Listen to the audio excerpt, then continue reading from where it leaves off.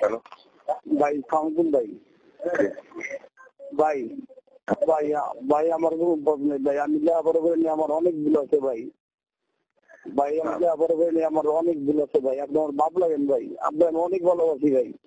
খবরটা পাঠিয়েছিলাম না, পাইছিল ভাই ভাই আপনার অনেক ভালোবাসি ভাই, আমার পুরাটা শুধু মরে যাবো ভাই, আমার কান ফোন দিলে ভাই। সময় দাও একটু। ভাই আপনার বাপ লাগেন ভাই, জীবন আপনার দিয়ে দেবো ভাই, আমি আপনার অনেক ভালোবাসি ভাই।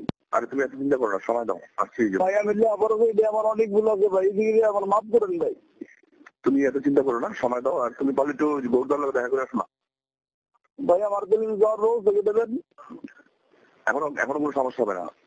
টেলিফোন আলাপের এক পর্যায়ে শামীম ওসমান নূর হোসেনের কাছে ভিসার ব্যাপারে জানতে চান। জবাবে নূর হোসেন বলেন, আছে কিন্তু যাব কিভাবে, সব দিকে সতর্কতা। কোন জায়গার ইয়ে নাই, সিল নাই? না না আছে আছে আছে, ঠিক আছে, কিন্তু যাবো কেমনি সব জায়গায় বললে লাভ? না কিছু নেই, হ্যাঁ মনে হয় না। ভাই তাহলে তুমি খবর নেন না ভাই, আমি কাউকে ফোন দিই। আগাতে থাকো। ভাই আমার লেখাপড়া করে নেবে, আমার অনেক ভুল আছে ভাই, অনেক ভুল আছে ভাই। তুমি শুধু ওই জায়গাটাতে যাও। ভাই এত ছোট মডেল বাচ্চা থাকলে যাই শুধু।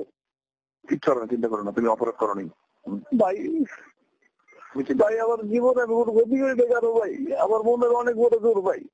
আমি জানি ঘটনাটা অন্য ঘরে আমাদের একসাথে ভাই আমার অনেক ভুল আছে, আপনি আমার মাফ করেন ভাই।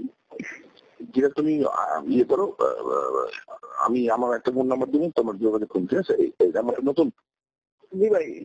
আচ্ছা রাখো, আমি ভাই ভাই জি ভাই, ভাই।